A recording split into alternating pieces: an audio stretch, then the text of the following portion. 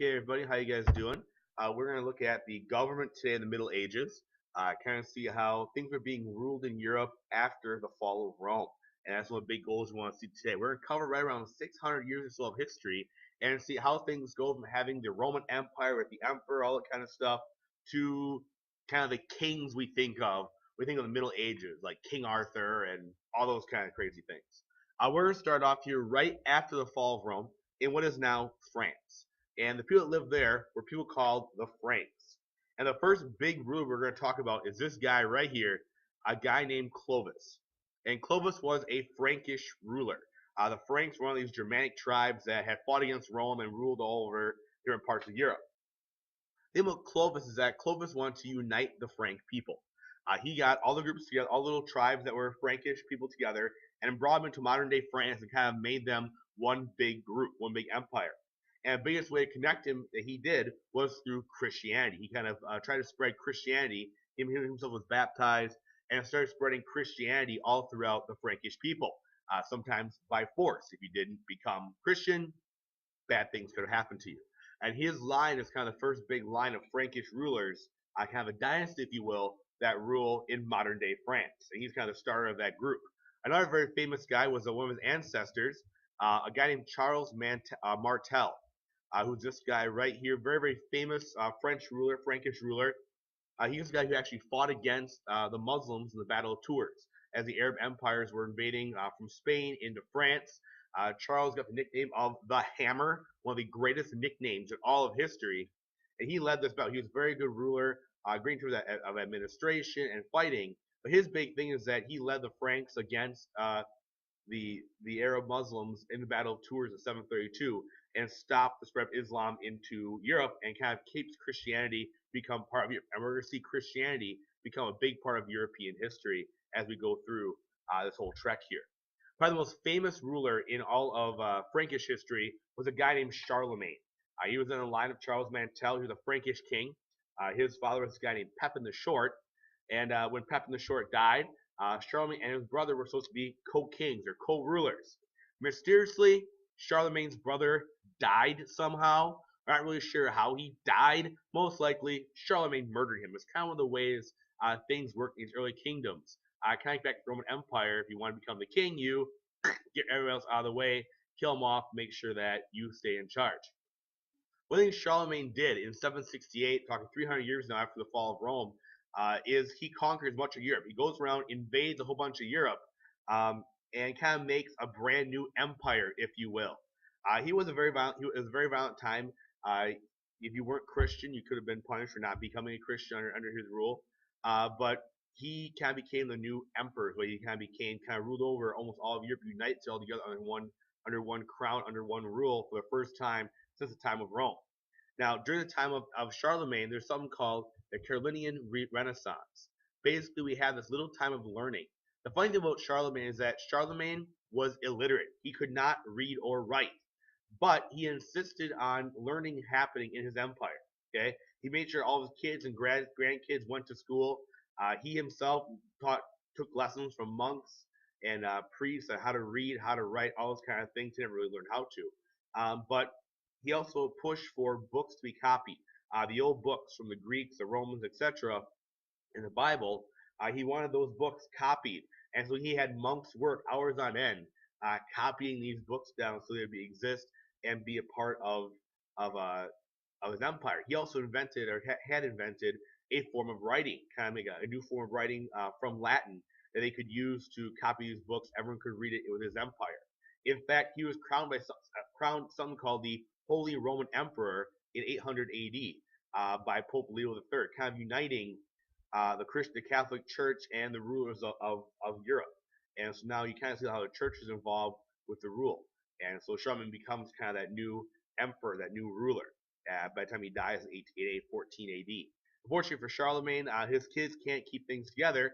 And after Charlemagne's death, things start to fall apart again. So 100 years after Charlemagne dies off, there's no big empire anymore. Things kind of break off again to little itty-bitty kingdoms. You have these big pieces of land, okay? And you have to try and control this area, protect it from invaders like the Vikings we talked about on Friday. And you have to try and find a way to protect it from invaders. And the way kings did this was through a new government system called feudalism. It was basically a political and social order to control government and class of people. And during this violent, unstable time, it basically took land and broke it down to smaller, guaranteed pieces. And it was based off a feudal contract, an agreement between rulers and nobles and peasants that they're all going to kind of defend each other, work for each other, and have this system set up where they can all work together. There's actually a similar system in Japan at the same time with the samurai, which we might get a chance to talk about a little later on. Even though these two sides never actually meet or talk, we see the same exact system of feudalism developed in both places, in Europe and in Japan, which is really kind of a unique situation. I mean, honestly, if you want to think about feudalism, think about it as being a big pyramid, kind of like the caste system in a way, like a big pyramid where you have one group on top and you have more and more people as you go down to the very bottom.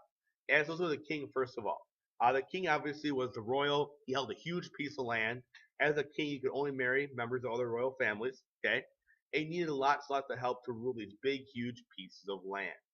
Big pieces of land. Okay, a lot of times kings thought they had a divine right. Divine right meant that God had meant for them to rule, so he's here to make sure that they're the rulers of this piece of land. And a lot of times the king, the rule was passed down through family lines. So it was a rare hereditary kind of ruler, this idea of monarchy. Well, the way they would control these big pieces of land was they would grant fiefdoms, big chunks of land, to lords and nobles that they call a vassal. So you have a fiefdom, and it's controlled by a vassal. And so the vassal gets that piece of land from the king. As a king or ruler, you have live in luxury. I mean, you have typically live in these big castles and big houses, big areas. The early castles did not look real nice, like the ones in the picture here. They may have been made of wood or mud, that kind of stuff, like a big fortress kind of deal. But they live in luxury. They had fine food, fine clothes, imported items from the east. They wore silks. They wore purple. And they collected the taxes. They were the richest people because of their tax collection. Uh, you look down from the kings, the vassals they put in charge of their fiefdoms. They were to be nobles. Nobles were granted nobility by a king in a ceremony. You ever seen like the movies? They do the knighting ceremony. They touch on the sword in each arm, that kind of thing. Okay, and they're given this kind of this noble kind of this upper status because of what they do for the king. A lot of different terms for these nobles: counts, dukes, archdukes, etc.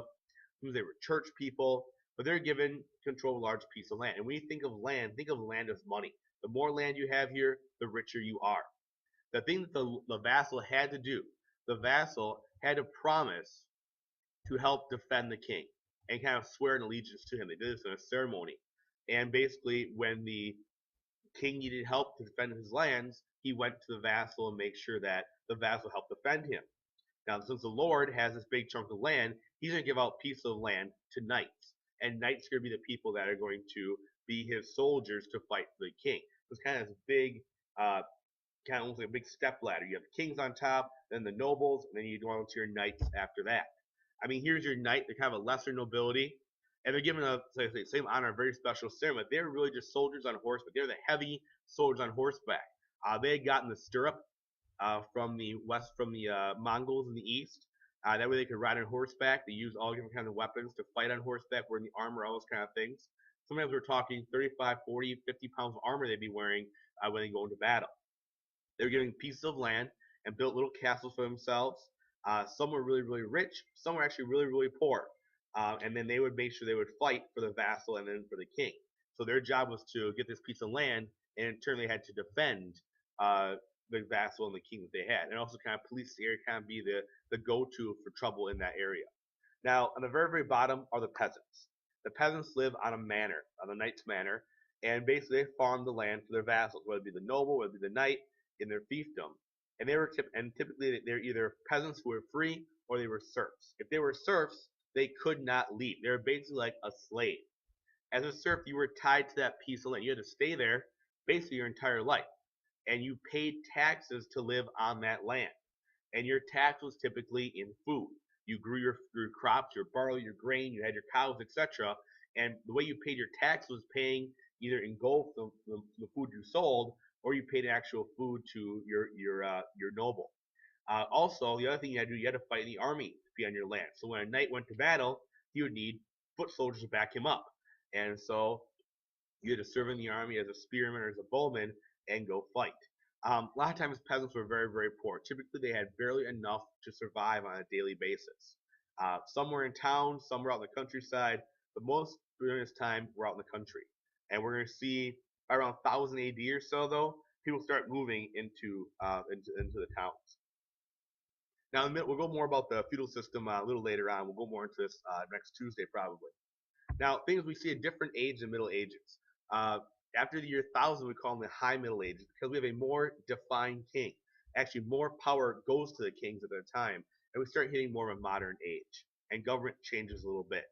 And the guy that really helps change it is a guy named William the First or William the Conqueror, and he's actually starts as a Duke of Normandy in northern France. He was a French guy. He was illegitimate. Uh, his father was king, and his mother was not the king's wife. She was a common person. And basically, as he was growing up, he was promised that he would become king of England when the childless King Edward died. It was a cousin. And so he was kind of promised this idea he would become the next king of England because he could only marry royalty. Everything was all kind of intertwined that way. Well, his brother-in-law, when King Edward died, King Edward's brother-in-law Harold took the throne, and William, who had kind of gotten more and more power over time in northern France, raised an army, crossed the English Channel in 1066 AD, and invades Britain. It's actually kind of an important date because this is the last time that Britain has actually ever been invaded by an army that was successful. Every invasion after that didn't work. In fact, even Hitler refused to try and invade Britain and cross the English Channel. So it was the last time this has ever actually happened. He invades British Isles. There's a very, very famous battle called the Battle of Hastings. And one of the big sources we have to know that this actually happened was this piece of cloth right here called the Bayeux Tapestry. And basically, a tapestry is a big, long piece of cloth, and it's embroidered in here. The entire story of the battle is embroidered into this big, long tapestry, like a giant picture book, basically, that shows the whole history of William the Conqueror and Battle of Hastings, all in this big, huge, long tapestry. So it's made as a giant picture book in a way. In this Battle of Hastings, it happens that William's army of knights destroys Harold's army, kills Harold, kills his brothers, and William becomes ruler of the British Isles.